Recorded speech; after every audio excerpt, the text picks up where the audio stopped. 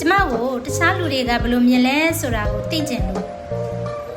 ကျမနေတဲ့အခန်းကနေပြီးတော့အပြင်ထွက်ပြီးဗီဒီယိုရိုက်ကြည့်ခဲ့ပါအခန်းထဲမှာနေတဲ့တခြားလူတွေကကျမကိုဘယ်လိုမြင်လဲဆိုတာကိုသိချင်တယ်ပေါ့နော်အဲ့နဲ့ပဲကျမအပြင်ကိုထွက်ကြည့်တယ်အပြင်ကတတရရပါပဲကိုယ်ဂယူတောင်မဆိုင်ပါဘူးကျမဒီ12ထပ်ပေါ်မှာနေတယ်မနေ့တိုင်းမှာလဲပေါ့နော်လမ်းလျှောက်တယ်မနေ့တိုင်းမှာမနေ့ခင်းအလင်းနေနဲ့လမ်းလျှောက်တယ်ဒါလေကိုပြန်ပြီးတော့စဉ်းစားကြည့်တယ်အပြင်ကနေနေကြည့်နိုင်ရင်ဘောကနည်းနည်းပိုရှင်းလာတယ်လို့ခံစားရတယ်ဒါကြောင့်လို့ဒီမှာကြည့်နေတဲ့မိတ်ဆွေကလည်း